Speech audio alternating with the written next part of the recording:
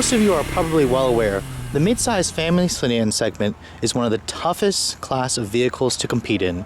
Mazda typically hasn't had much of a strong presence in this class. In fact, everybody knows the class as the Honda Accord and the Toyota Camry for the most part. Now, what you're looking at here is a 2012 Mazda 6.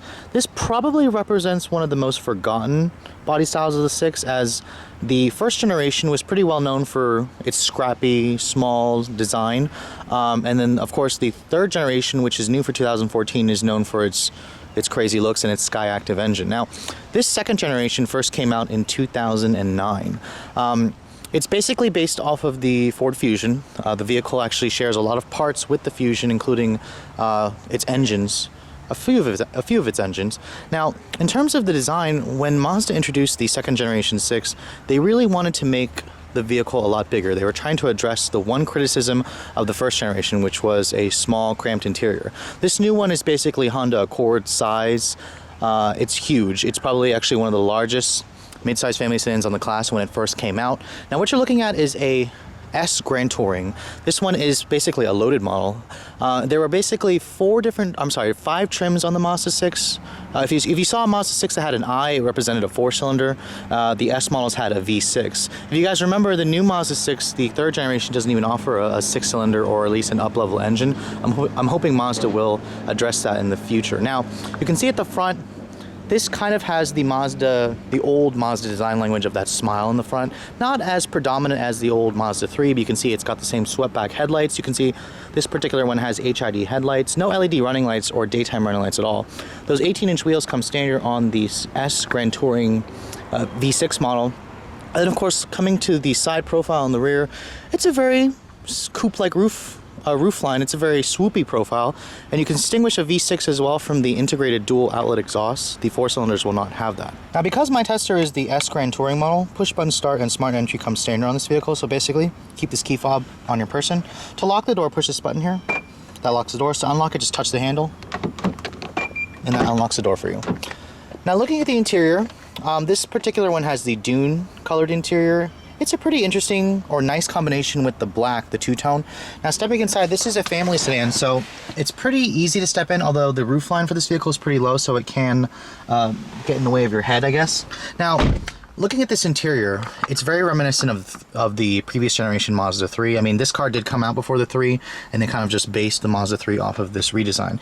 You can see there's the button to push to start the engine. Just basically put your foot on the brake and push the button to start the engine.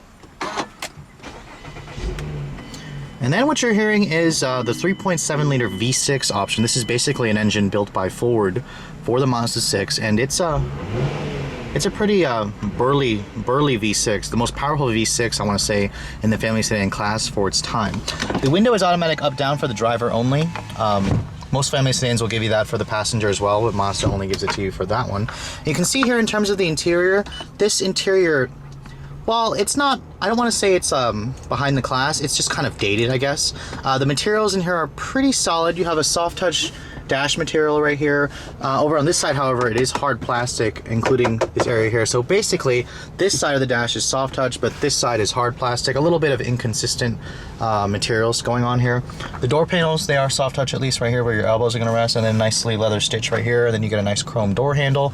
The steering wheel, the same unit that's off of the second generation Mazda 3 again. And then, of course, this is rare. You typically don't see a Mazda 6 with navigation. This one, like I said, is the top trim Grand Touring, and it's got a 7-inch touchscreen navigation, which basically, if you guys can remember that small 5-inch display in the old Mazda 3, this is basically just a bigger version of that. You can see the graphics and the interface is very dated. The buttons are pretty tiny, although the labeling is pretty small as well. I mean, if you push menu here, it basically just goes to your destination entry, navigation entry, Bluetooth, or not, your Bluetooth connectivity, traffic information. So I'm surprised it has traffic information.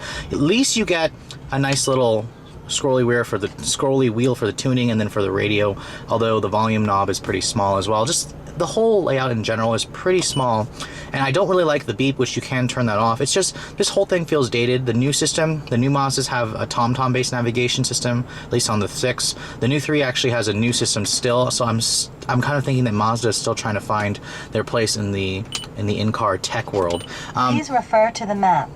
And then in terms of the center stack here. The rest of it, you have three big dials here for your automatic temperature control. You have dual zone automatic temperature control, heated seats. Your push button start here is right here, which most cars will put it right here. Some cars will put it here. I just prefer it right here, I guess. Now, a 6-speed automatic transmission is your only transmission option with the V6.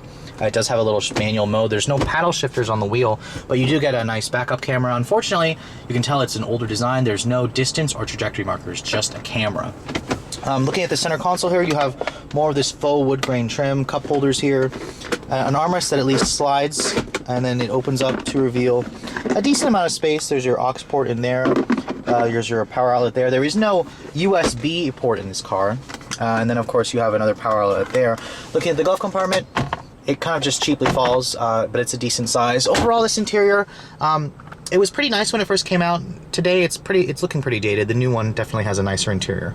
Now, looking at the back seat of the 2012 Mazda 6, it's a lot bigger than the first generation. This was one of the areas of concern that Mazda wanted to address. You can see in terms of the space, pretty good legroom here. I do notice there's not as much foot space underneath this front seat. There's something blocking it.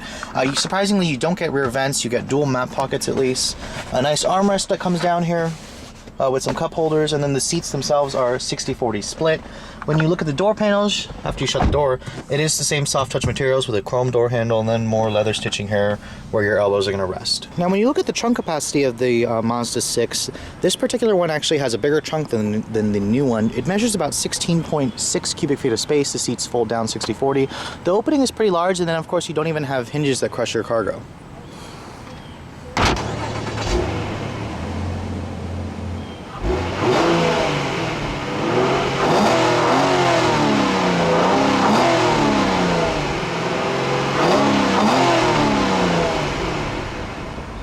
And then, of course, when you look underneath this hood, you'll find an engine that you won't find in the new Mazda 6. This is a 3.7-liter double overhead cam V6 with variable valve timing. It doesn't have direct injection, just port injection. This is basically a Ford engine. It's part of the Duratec engine family.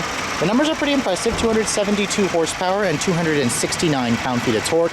It pairs only with the 6-speed automatic, and it drives the front wheels. Fuel economy is 18 in the city and 27 on the highway. Let's take a look at how it drives. So even though this second generation Mazda 6 wasn't much of a sales success, it still represented one of the best driving dynamics in the family sedan class. So let's go ahead and remind ourselves just how good this second generation Mazda 6 drives, shall we?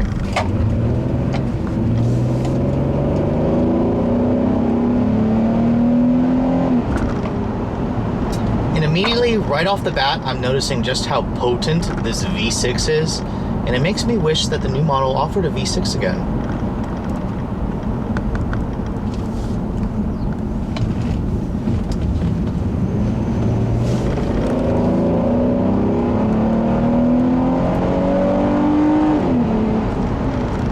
Now, with 272 horsepower on tap, this was one of the most powerful mid-size family sedans on the market when it was out, and I gotta say, it feels quick. Expect a 0 to 60 time of around 6.5 seconds. You're basically gonna be able to keep up with the V6 Camry for its time, the V6 Passat. This thing is just really quick. And in terms of the steering and the way it drives, this basically lives up to the zoom philosophy that Mazdas are known for. The steering, very light, very darty. The car has a point and shoot kind of attitude. The new one basically exhibits the same thing, but this one feels a little bit more raw. I'm noticing the ride is definitely much stiffer. These seats are also stiffer. They're not very comfortable, at least for me. The driving position is relatively good though. In terms of visibility, it's also good. The mirror there is pretty thick. This particular one also has blind spot information. That does have a little passive sensor that'll let you know if there's someone in your blind spot. In terms of the ride quality, this thing is stiffer. The noise levels are a little bit higher. I'm definitely noticing the road noise is definitely elevated compared to the new one. The new one just feels a lot more refined. This one feels a little bit more raw. The 6-speed automatic in this vehicle is also quite good. The shifts are quite strong, they're quite crisp. The transmission doesn't have a tendency to want to stay in its top gear like some modern transmissions as well. The only thing it's really missing is a sport mode. There's a manual mode here, but it doesn't have a sport mode. There's no paddle shifters here. Mazda does give you a little selection here via the shiftable gate, but the new one definitely will give you that sport mode that you're looking for and has the Sky Active transmission. This is basically just the Ascent 6-speed automatic that's kind of shared with Ford and such. Overall, though, the Mazda 6, this previous generation, is a good car, and it's perplexing to me as why it didn't sell well. I'm assuming maybe people couldn't get past the slightly controversial looks. Perhaps they didn't really like the gas mileage of this particular model. It's definitely lackluster in terms of the class.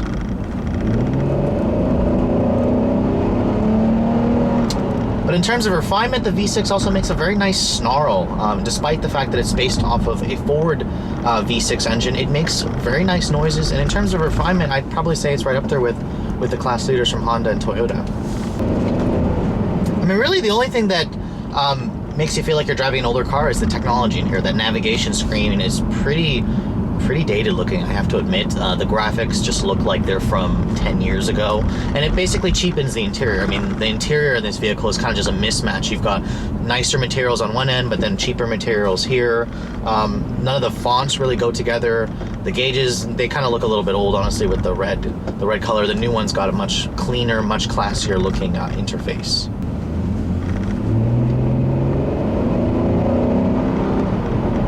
But that basically brings me to the conclusion of this review.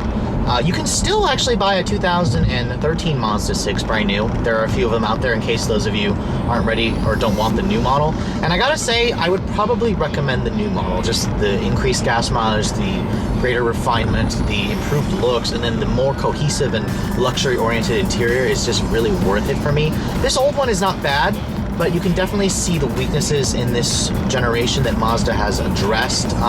But in terms of its power, the V6 is definitely the way to go. I would probably recommend it over the 4-cylinder, and I definitely hope that Mazda will give us a V6 upgrade for the new generation, or at least some kind of a turbo engine upgrade, which Mazda does have a diesel engine coming, but that's not really a turbo or V6 upgrade. It's more of a fuel efficiency upgrade. But I hope you guys have enjoyed my overview of this 2012 Mazda 6 GT V6. If you're in the market for a family sedan and you want one of the quickest offerings, check this one out. Thanks so much for watching, guys. I'll catch you all later.